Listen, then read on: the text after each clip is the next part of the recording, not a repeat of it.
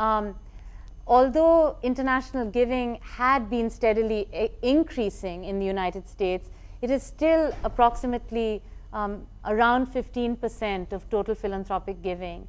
And of that, less than 1% actually makes it outside of the United States. So a lot of that giving goes to organizations that do international work but that are based here in the United States. So giving money to the kind of locally based NGOs that we were talking about is much rarer.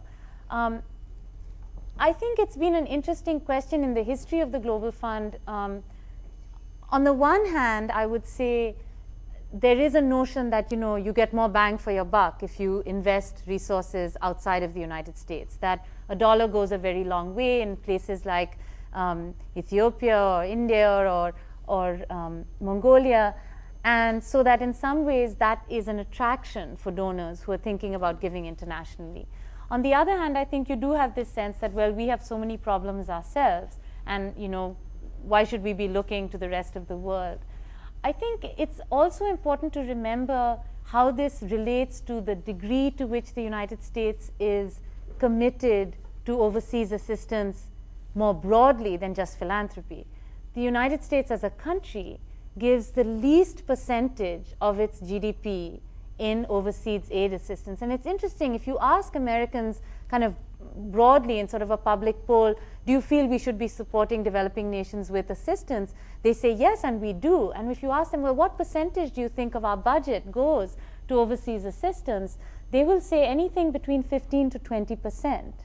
Now, in fact, what the United States government gives as overseas assistance, not only has it been steadily falling, but it is 1/10 of 1%.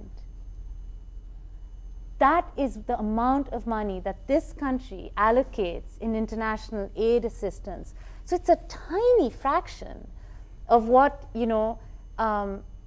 both other nations, of course, it's a lot of money because this is the wealthiest country in the world and it has a very large budget. It's still a lot of money. But if you think about it in terms of kind of resource allocation, it's a very scary statistic because it indicates some of what we were talking about a little bit earlier, which is sort of the sense of isolation that the United States struggles with the rest of the world. And it seems to me that particularly at this moment of time, where we are engaging with the world in ways that aren't always perceived as being helpful or constructive, it would be very important to balance that by saying that, we are committed to kind of broader development goals, and this is how we're trying to do that.